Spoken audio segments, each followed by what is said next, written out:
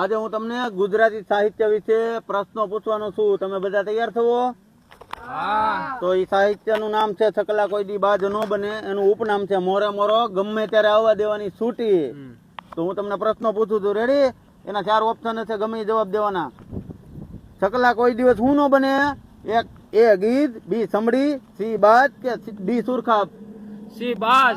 બસ. પાકું ફફડાવે તો ચકલા જ કહેવાય યાર. ચકલા થોડા પ્રયાગરાજ બાજ બને યાર. બીજો પ્રશ્ન, મોરે મોરો શબ્દનો અર્થ શું થાય? 2 ગાડી હામ હામે ભટકાડવાની, 2 ઘોડા હામ હામે ભટકાડવાના, કે 2 તલવાર હામ હામે ભટકાડવાની, કે આપેલ તમામ? આપેલા તમામ. હમણાં મને કોકે કીધું કે મોરે મોરો એટલે શું એકચ્યુઅલી?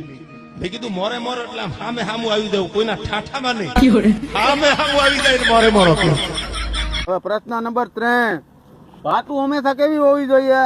એ માઈક આંગળી, બી રાકી, સી મર્દાનગીની, કે ડી નબળી? સી મર્દાનગીની. રેડી.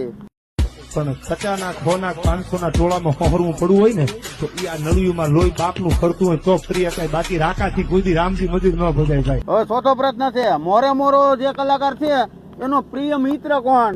જિગ્નેશ બારોટ, મુકેશ અંબાણી, કમલેશ કોઠારિયા, કે શિવારામ? Ready, very good. તમે મિત્ર પણ એવા જ કરજો સાહેબ, બાકી તમારી યાર 10 જણા 15 જણા વાંહે ફરતા હોય તો એમ ન માની લેવું કે આ જીગરજાન છે એમ. એ બાઇટકો બોલે ને પાછું બોલે જોવો તો ખબર પડે મારા બેટા આપણે પેલા દીવાલું ઠેકી ગયા હોય.